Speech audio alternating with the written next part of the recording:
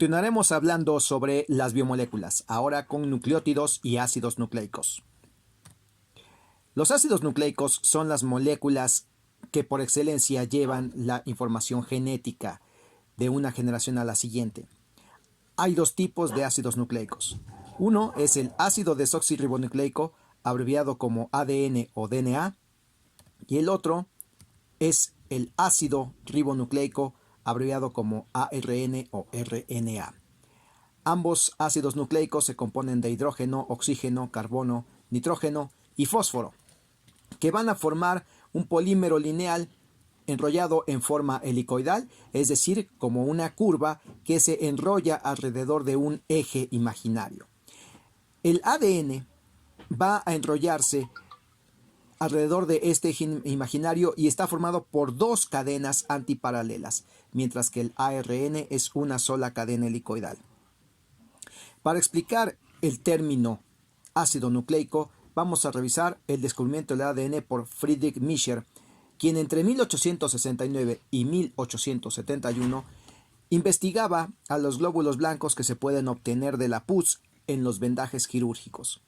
Los glóbulos blancos se pueden teñir por técnicas histológicas y se observa que retienen un colorante básico en la parte interna, a lo que corresponde con el núcleo de las células.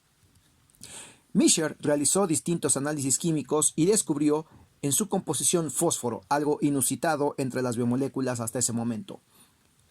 Pero también descubrió que había una parte básica en ese compuesto que retenía el colorante básico. Cabe mencionar que el fósforo es responsable de las propiedades ácidas de esta sustancia encontrada en el núcleo, que además, después de haber sido aislado en los núcleos celulares, esto justifica por qué se le llama nucleico. Tiene una naturaleza ácida debido a la presencia de fosfato. Es rica en fósforo, también tiene una parte básica y fue llamada por Miescher nucleína, como un nuevo compuesto biológico. Años después, en 1889, Richard Altman caracterizó una fracción purificada de la nucleína y así lo nombró ácido nucleico. Los ácidos nucleicos se componen de nucleótidos y los nucleótidos en general presentan tres componentes: una base, una pentosa y un fosfato. La pentosa es un azúcar de 5 carbonos, cuyos carbonos están numerados como 1', 2', 3', 4' y 5', y puede tener en su posición de carbono 2' un grupo hidroxilo, en cuyo caso es la ribosa, o bien hidrógeno, en cuyo caso se trata de desoxirribosa. La base unida a la pentosa forman un nucleósido. Cuando a ese nucleósido se le une un fosfato, entonces tenemos un nucleótido monofosfato. Si son dos fosfatos, se trata de un nucleósido difosfato. Y si son tres, se trata de un nucleótido trifosfato. Los nucleótidos cumplen además otras funciones en las células, como la moneda energética.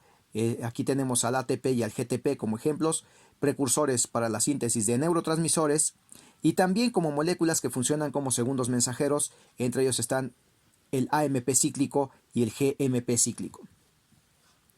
La estructura del ATP y su transformación a AMP cíclico está representada en esta figura, donde vemos que pierde los dos grupos fosfato y el fosfato reacciona con el otro hidroxilo para formar el AMP cíclico con el fosfato unido a la pentosa. Otros nucleótidos forman parte de coenzimas, y entre las coenzimas más importantes están aquellas que participan en la transferencia de equivalentes reductores. Aquí tenemos la estructura del dinucleótido de nicotinamida y adenina, o también conocido como NAD, que puede aceptar y transferir electrones. Y por último, pero no menos importante, el ATP es una molécula que cuando se hidroliza y se rompe el último enlace del fosfato gamma, se libera energía que puede ser aprovechada por los seres vivos para transformarlo en trabajo. Pero lo que le da identidad a cada uno de los nucleótidos son las bases nitrogenadas. Hay dos tipos de bases nitrogenadas, pero antes de hablar sobre ellas, las bases nitrogenadas son anillos heterocíclicos, lo cual significa que en la composición hay átomos alternados de carbono con otro átomo distinto, en este caso nitrógeno. vemos que de acuerdo a la estructura de los anillos heterocíclicos hay dos tipos de bases nitrogenadas. Las bases púricas o simplemente llamadas purinas, que son la adenina y la guanina, ambos se pueden encontrar en los dos tipos de ácidos nucleicos. Por otro lado, las pirimidinas o bases pirimidínicas tienen un solo anillo heterocíclico y en estas encontramos a la citosina, la timina y el uracilo. Tanto la citosina como la timina las vamos a encontrar en el DNA. La citosina es común a ambos tipos de ácidos nucleicos, pero el uracilo es exclusivo del RNA. Ya con esto hemos visto de qué se compone el ADN y que dependiendo de cuál es la base nitrogenada a la cual está unida la desoxirribosa, vamos a tener entonces entre las purinas a la desoxiadenosina 5'-fosfato, abreviada como DAMP, a la desoxiguanosina 5-fosfato, DGMP, y las pirimidinas son la desoxicitidina 5'-fosfato y desoxitimidina 5'-fosfato. Para simplificar la nomenclatura simplemente les llamamos adenina, guanina, citosina y timina. Pero la propiedad más importante de los ácidos nucleicos es el apareamiento entre bases complementarias. Y esa es la base de la estructura de doble hélice típica del ADN.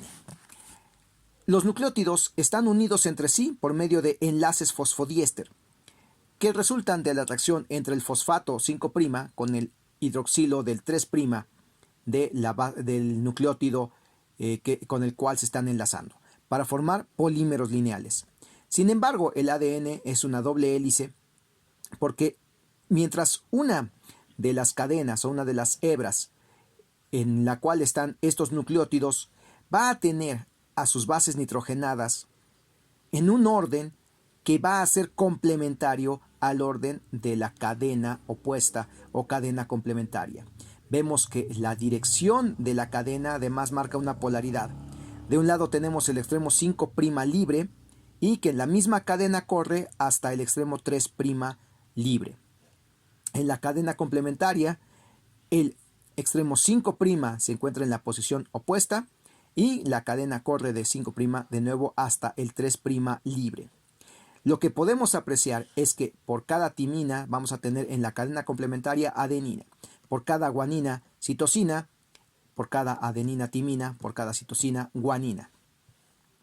Esta unión está estabilizada por medio de puentes de hidrógeno, que son atracciones no covalentes entre las bases nitrogenadas.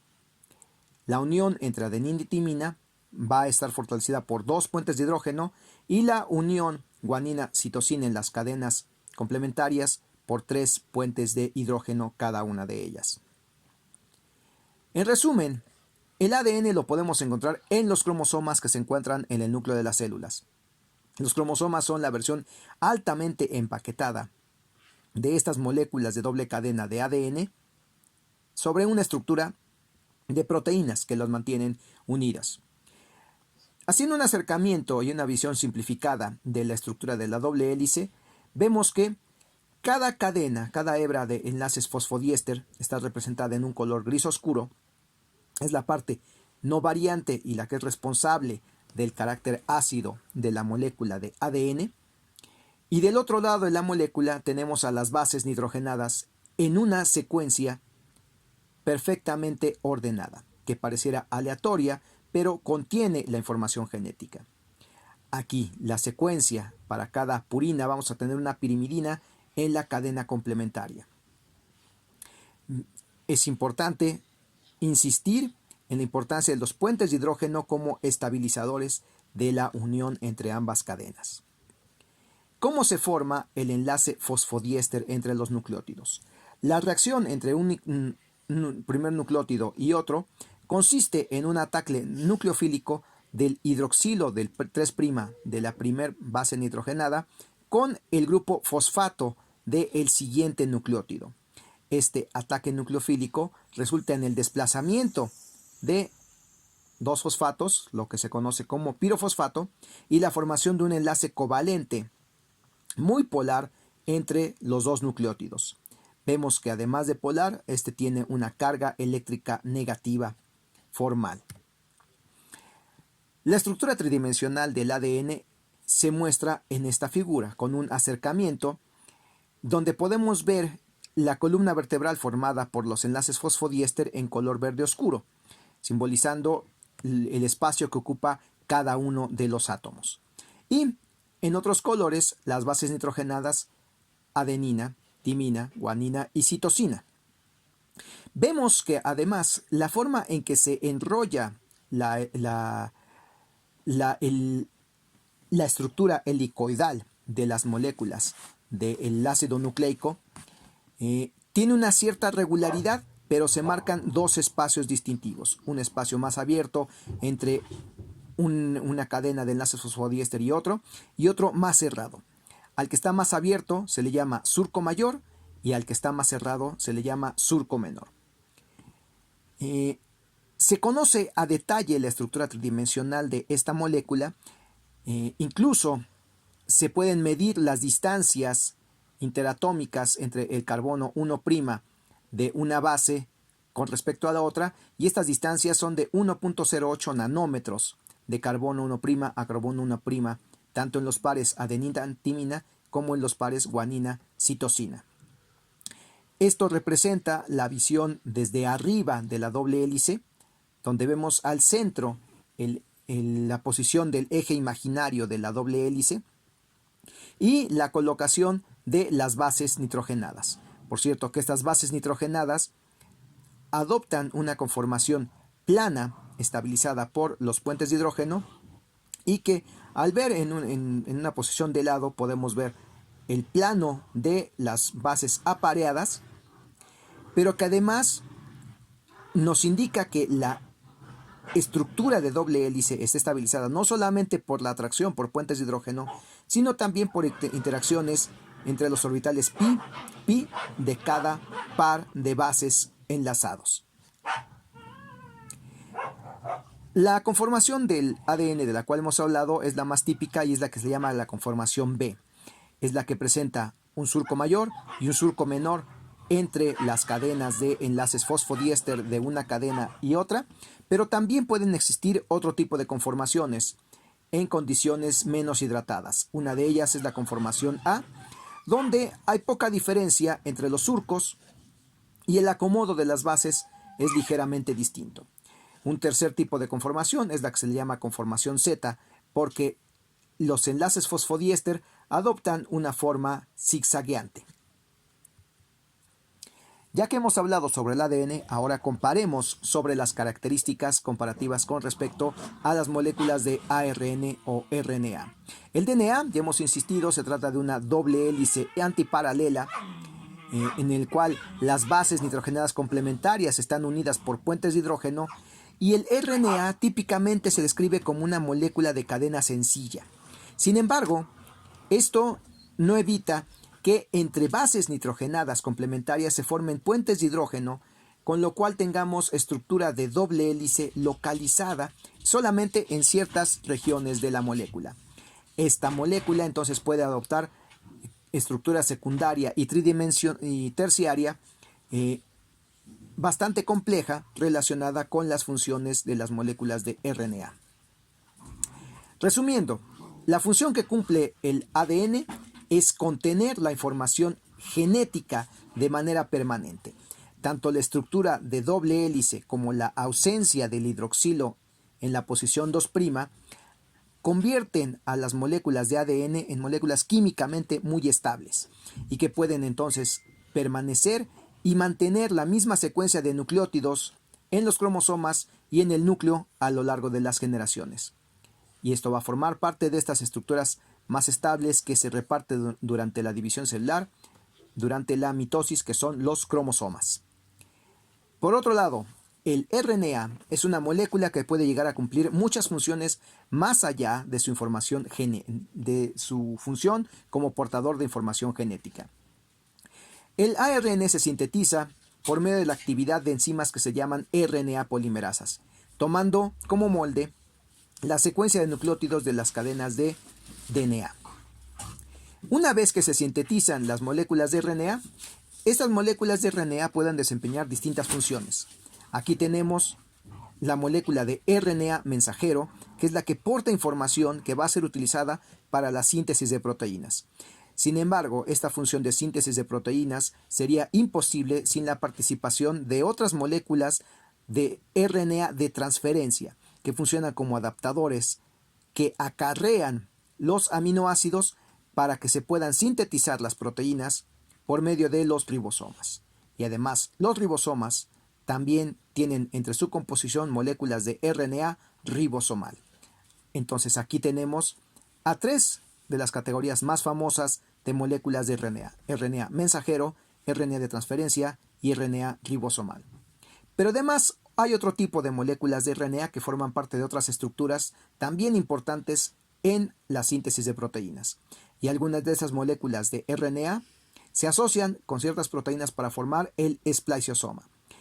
Este es una máquina molecular que completa el procesamiento de las moléculas de RNA mensajero para que puedan ser leídas por el ribosoma y a partir de ahí ocurra la síntesis de proteínas.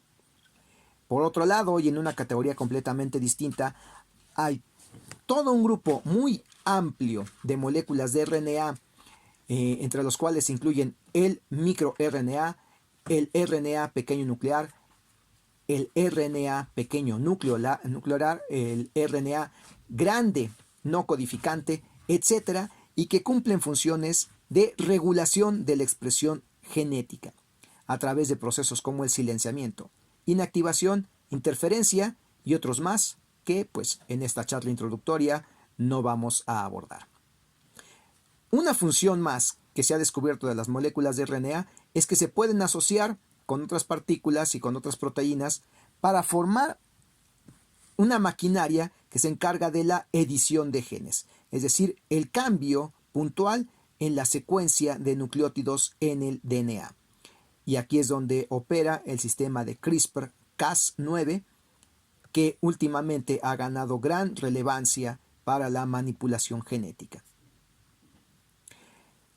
Al hacer una comparación entre las moléculas de RNA y DNA, tenemos hasta el momento las siguientes diferencias. El monómero que distingue al ácido desoxirribonucleico es que está formado por desoxirribonucleótidos. En cambio, el ácido ribonucleico está formado por ribonucleótidos. Algo que tienen en común las moléculas de RNA y de DNA es que los nucleótidos están unidos por enlaces fosfodiéster. Esto es lo que une a cada nucleótido en este esquema señalado con el rombo amarillo. Las bases nitrogenadas que componen tanto al RNA como al DNA, vamos a ver que las purinas son las mismas, adenina y guanina, pero las pirimidinas sí marcan diferencias. En el ADN tenemos timina, en el cambio en el ARN tenemos uracilo, pero vamos a encontrar citosina en ambos polímeros biológicos. La localización celular, principalmente vamos a encontrar el DNA en el núcleo, y el ARN, aunque también va a encontrarse en el núcleo, principalmente se encuentra en el citoplasma. La estructura de las moléculas de ADN es de doble hélice antiparalela. En cambio, el ARN es hélice sencilla y solamente algunas regiones van a presentar doble hélice. Pero ¿cómo es que la información contenida en la secuencia de nucleótidos se utiliza para llevar a cabo las funciones en las células? Esto se explica mediante una propuesta que se llama el dogma central en biología molecular y marca cómo fluye la información genética del DNA hasta llegar a las proteínas. Las proteínas son moléculas que cumplen muchísimas funciones dentro y fuera de las células, entonces son las responsables directas de las capacidades y del aspecto de los organismos. La información en el DNA está contenido en secuencia de desoxirribonucleótidos en esta doble hélice. Para que esta información pueda ser utilizada, se requiere de un proceso llamado transcripción, en el cual participa la RNA polimerasa, que lee la información de la cadena molde para producir una copia que tiene la misma información que la cadena codificante del DNA, pero esta vez en forma de una molécula de RNA mensajero. Aquí vemos que tiene la misma secuencia de nucleótidos donde las timinas han sido sustituidas por uracilo y el resto de los nucleótidos son los mismos que de la cadena codificante. Esta cadena de RNA mensajero va a tener esta secuencia de nucleótidos que se va a leer en codones, es decir, tomando tripletes de nucleótidos e interpretando su significado para poder incorporar aminoácidos en las proteínas. A este proceso se le llama traducción y lo efectúa el ribosoma, con la colaboración de moléculas de RNA de transferencia. ¿Y qué es lo que hace el ribosoma? Pues interpreta esta información de los codones para incorporar de manera correcta cada uno de los aminoácidos que están codificados en esta secuencia de nucleótidos. Se ha deducido esto y eso se llama el código genético, que no es sino una tabla de equivalencias entre los tripletes de nucleótidos, que son estos codones, que se leen como tomando el primer nucleótido, el segundo y el tercer nucleótido para completar estos tripletes. Aquí podemos ver que los tripletes tienen equivalencia en el tipo de aminoácido que se va a incorporar durante la síntesis de los polipéptidos. Hay muchos de estos tripletes que codifican para el mismo aminoácido. Por ejemplo, aquí podemos ver que hay 6 codones que tienen especificación en leucina, algunos en isoleucina, otros en prolina. Y esto se debe a que tenemos 64 posibles codones para codificar 20 aminoácidos. De todos ellos, los que más llaman la atención es este codón AUG, adenina uracilo guanino, que codifica para metionina y que también codifica para el primer aminoácido con el cual inicia la síntesis de todas las proteínas en los organismos conocidos hasta el momento. Entonces, esto es el codón de inicio y también de incorporación del aminoácido metionina. Pero así como hay codones para la síntesis de cada uno de los aminoácidos, hay codones que no tienen equivalencia en aminoácidos y estos están marcados en esta tabla como finalización o codones de paro o codones de stop. ¿Qué significa esto? Que en las moléculas de RNA mensajero, al final de una molécula aparece cualquiera de estos tripletes UAA, UAG, UGA y que son interpretados por el ribosoma como el final del mensaje y el final de la proteína. Pero ¿cómo se sintetizan estas moléculas? El ADN se sintetiza por medio de un proceso de síntesis celular conocido como replicación. Y la replicación es una síntesis basada en el molde, es decir, se toma una de las cadenas para ir añadiendo nucleótidos complementarios a cada uno de los nucleótidos, leyendo de uno en uno para incorporarlos y formar los enlaces fosfodiéster entre cada uno de estos nucleótidos. Las enzimas responsables de llevar a cabo este proceso se conocen como DNA polimerasa. Participan muchas otras proteínas, unas de ellas encargadas de abrir la doble hélice para dejar expuestos a los nucleótidos y de esta manera ir incorporando uno a uno los nucleótidos complementarios, siempre yendo a la síntesis de dirección 5' a una dirección 3'. Y el producto son 2 dobles hélices de ADN. En laboratorios de síntesis química también se pueden sintetizar polímeros de nucleótidos y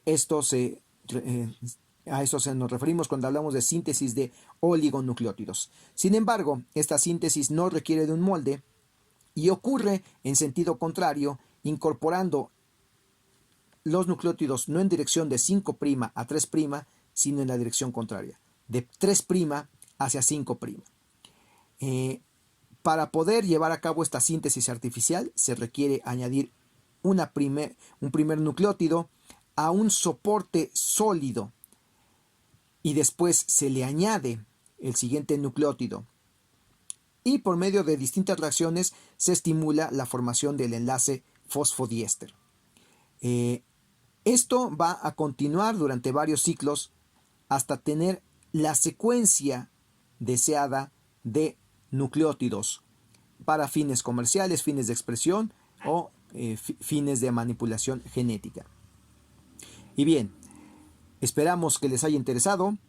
Esta fue nuestra introducción a los ácidos nucleicos. Si les gustó, por favor compartan. Gracias por su atención.